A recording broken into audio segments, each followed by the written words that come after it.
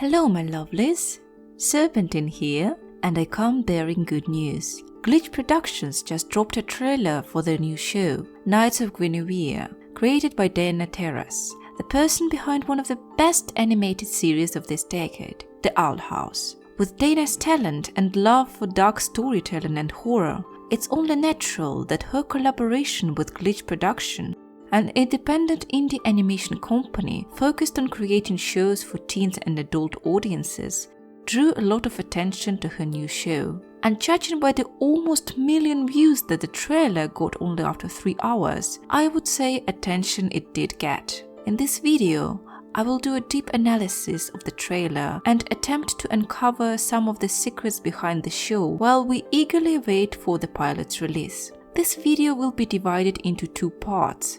The first is a deep analysis of the trailer, where I painstakingly analyze the meaning of each frame and what it signifies for the story that is about to unravel before us. At the end of the first part, I will take all the scenes we got and create a timeline of events for them. In the second part of the video, I will speculate on the themes and metaphors that most probably will be featured in the show, such as corporate greed and exploitation of the workers done by mega corporations. Feel free to skip to any of these parts. Without further delays, let's start. Before we start dissecting the trailer, let's see what we can learn about this world from the web. When we go to Glitch's website and click on the show's webpage, we get the following description. Knights of Guinevere is a psychological thriller set in the far future that welcomes you to a planet-wide amusement park in the clouds. And the shadows beneath it, where a broken princess android might be 2 dreamers' tickets to better lives, or the end of them. Under the trailer itself, we get a similar description, so no point in quoting it. There is also a functioning in-universe website of Park Planet, which offers some quite interesting pieces of lore and world building. I will not analyze the website because it is already midnight back where I'm from, and by the time I finish with this video, it will be around 3 in the morning. I am only human after all. Still, there is one thing I want to comment on. If you go to the Staff Use Only button at the bottom of the page and enter the password, you will then see a page with 2 character sheets of our protagonists that give us some extra pieces of lore about them. They are named Frankie and Andy, and judging from the text, they will become friends with the android Guinevere, who is described to be their tickets to better lives or the end of them. To be honest, some of the best friendships start this way. From all these texts, we can gather the place of the show. Knights of Guinevere will take place in a planet-sized theme park that is located on a planet that most likely isn't Earth. Andy and Frankie are the workers of this theme park who work on the ground, while the park itself is quote-unquote in the clouds. Now that we know the time and the place, the when and where of the story, let's look closer at what is happening there. The trailer starts with a stylized logo of the studio being displayed on the background of a night sky and some columns rising above. We then see the text with the name of the show, with the font and the style of the title card being reminiscent of the old cartoon from the beginning of the 20th century at the dawn of animation. The music also hints at classic cartoon pieces with the orchestra playing in the background. The effects of the video itself hint at the idea of creating sort of nostalgic feeling in the viewers, almost as if we were watching an old tape. It also creates an eerie feeling, distorting the details we want to study in the video and making this analysis harder, though no less entertaining. It is also worth noting that the background from the title card is the same as the balcony where we get a view at the part that is shown to us later. We are then redirected to some scenes of a theme park being built. The narrator, again forging the connection with the classic fairy tales and Disney princess animated films, starts the trailer with the words, "Once upon a time." The viewers see a grand park being built, with the princess being at the center of it. It is clean and young, welcoming the viewers to glimpse at its beginnings. Also, the hats on this attraction are very similar to Mickey Mouse's ears. Just saying. The narrator tells us a story of a princess trapped in a tall tower and locked by complicated machines that ran on blood and fear. My guess is that we are being given the story of this park and the fate of his protagonist in the form of a fairy tale. We see an adult and a child, possibly a father and a daughter, though nothing is confirmed yet, walking in a hallway with a smiling android behind them. After that, we see a child's room surrounded by large toys and picturesque paintings of forest animals. I find it interesting that the first shot of the room shows an inviting, even magical children's bedroom, while the very next focuses our attention on the bed, full of wires and unknown technology. This dichotomy creates an uneasy feeling of something being wrong here. I love the uncertainty that the narration brings. Who is the princess in the tower? Is it the smiling android or a child? Whose room is it? It looks like little girl's bedroom, but then why is everything so large, clearly not meant for someone as small as this nameless girl? I want you to look at this shot. Notice the things around the bed. The balloons feature a plus symbol, which in our minds has strong connection with medicine. The plus, representing the Red Cross, often associates with medical services.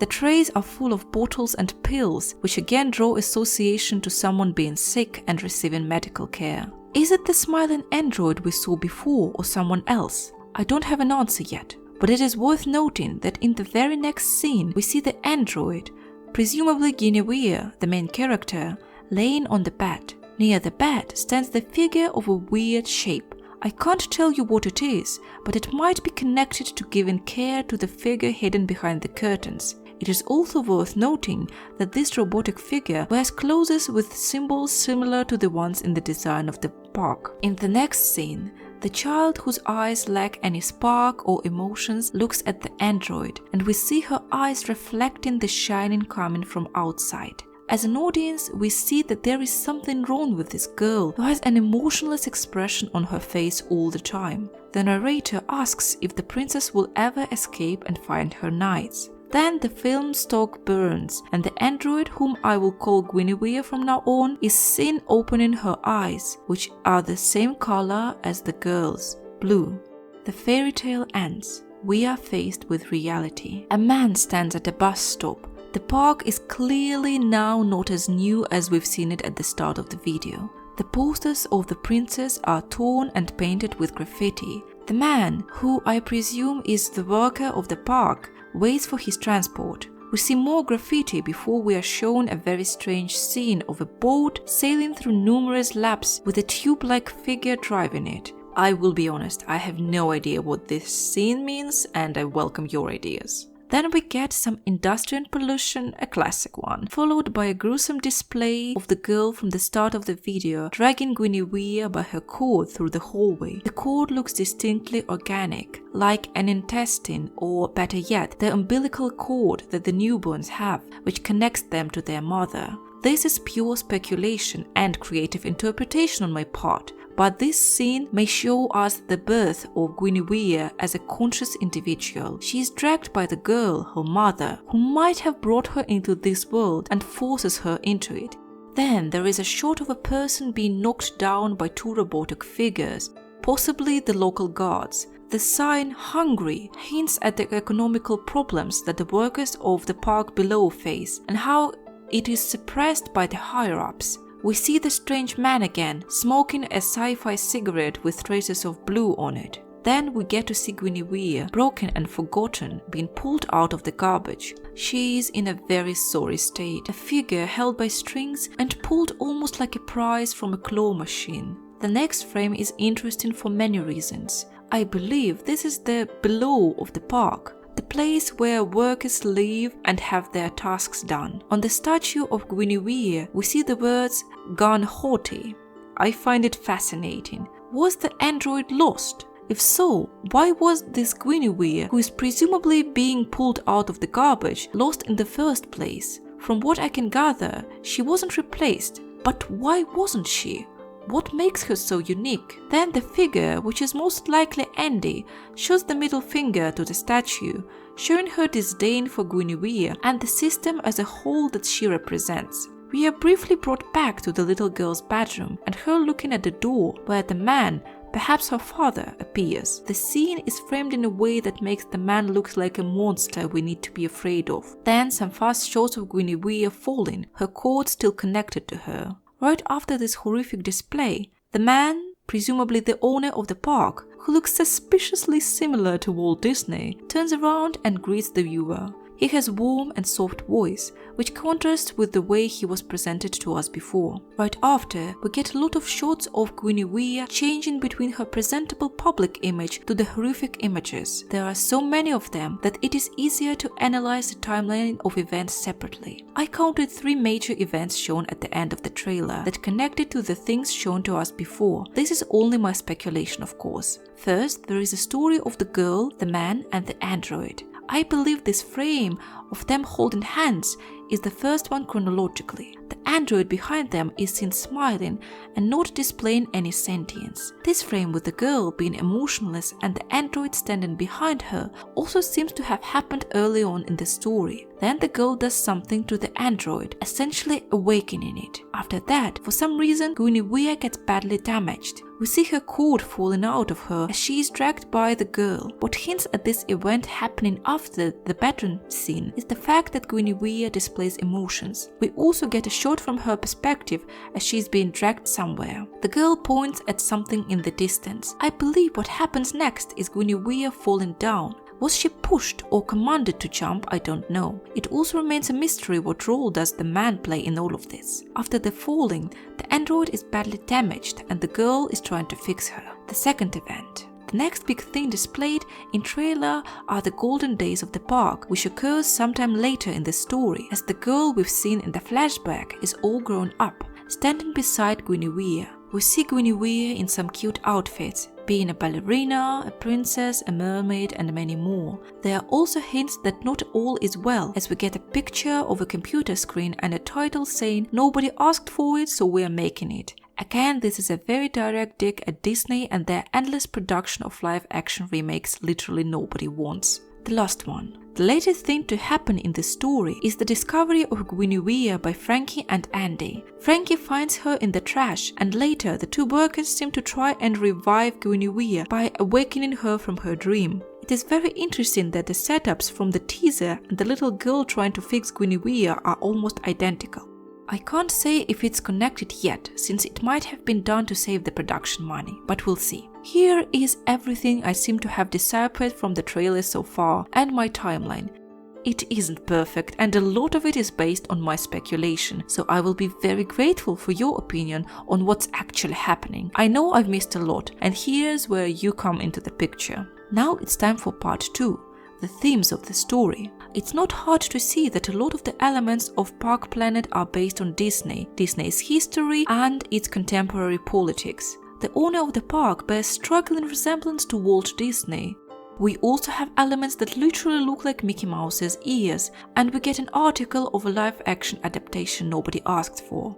Given Dana's story with Disney and how her show, The Owl House, was censored and eventually cut short because it doesn't align with the company's standards, it is understandable why she is upset with it. But I think there is much more to the story. Disney has a lot of problematic things going on. As a mega corporation catered at kids, it puts on a mask of friendliness and magic while simultaneously exploiting its workers. Disney parks are widely known for underpaying its employees, swiping incidents under the rug, and creating bad working conditions. Much more to that, Walt Disney himself was a ruthless businessman known to exploit people closest to him for profit, be it his employees, friends, or family. No wonder the image of a perfect magical place contrasts so hard with harsh reality.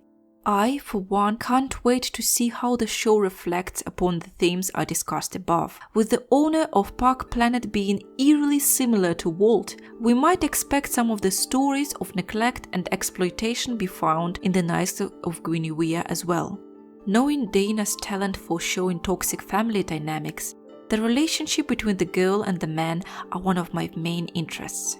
As for the topic of Guinevere and her being an android or maybe a human-made android, I think the question is not that important, because ultimately, I believe the story will revolve around the theme of how those in charge dehumanize those beneath them and transform the lower class, be it robots or humans, into the cloaks in a gigantic corporate machine that is meant to satisfy those who are above and break those at its feet. That's all for now, folks. I hope you liked this video.